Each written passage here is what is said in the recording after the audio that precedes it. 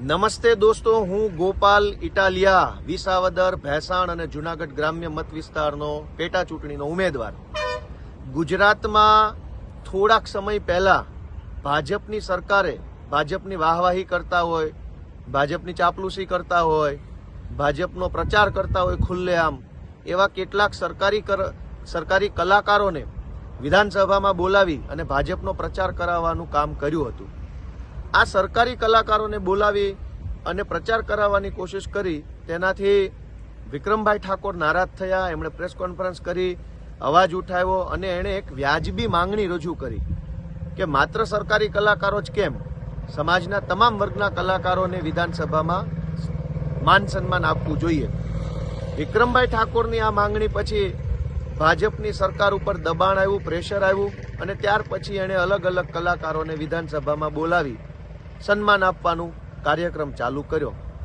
લોક કલાકારો વિધાનસભામાં આવે, ગુજરાતની વિધાનસભાને જોવે, જાણે, એ તો સારી બાબત છે. એમનું સન્માન થાય, એમની કલાનું સન્માન થાય, એ ઉત્તમ બાબત છે. પણ હું ગુજરાતની ભાજપની સરકારને વિનંતી કરું છું કે ગુજરાતને જેણે બનાવ્યું છે, ગુજરાતને જેણે મઠાર્યું છે, આ ગુજરાતની અંદર પાયામાં જેણે પરસેવો રેડ્યો છે, એવો ગુજરાતનો ખેડૂત વિધાનસભા સુધી કેમ ના આવી શકે? ખેડૂતને પણ વિધાનસભામાં આવવાનો, વિધાનસભા જોવાનો, વિધાનસભા જાણવાનો અધિકાર છે.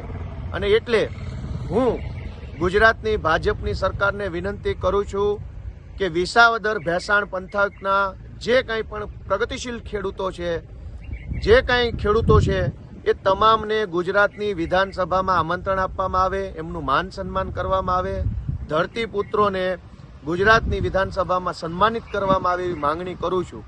જો કલાકારો વિધાનસભામાં જઈ શકતા હોય, સરકારી કલાકારો વિધાનસભામાં જઈ શકતા હોય, તો ગુજરાતના પાયામાં પરસેવો રેડનાર ખેડૂત કેમ ન જઈ શકે?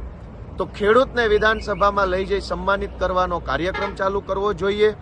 અને ભાજપની સરકારે આ કાર્યક્રમની શરૂઆત વિસાવદર ભેસાણ પંથકના ખેડૂતોથી કરવી જોઈએ એવી હું માંગણી મૂકું છું. મને આશા છે કે ગુજરાતની ભાજપની સરકાર વિસાવદર ભેસાણ પંથકના ખેડૂતોને વિધાનસભામાં બોલાવી સન્માનિત કરશે અને ખેડૂતોને, ગુજરાતના પ્રતિનિધિને, કેમ કે ખેતી આધારિત આપણે ભારત દેશનો પ્રતિનિધિ ખેડૂત વિધાનસભામાં જો જશે, જોશે, જાણશે, તો એને પણ આ ગુજરાતની વિધાનસભા પોતીકી લાગશે. જય કિસાન.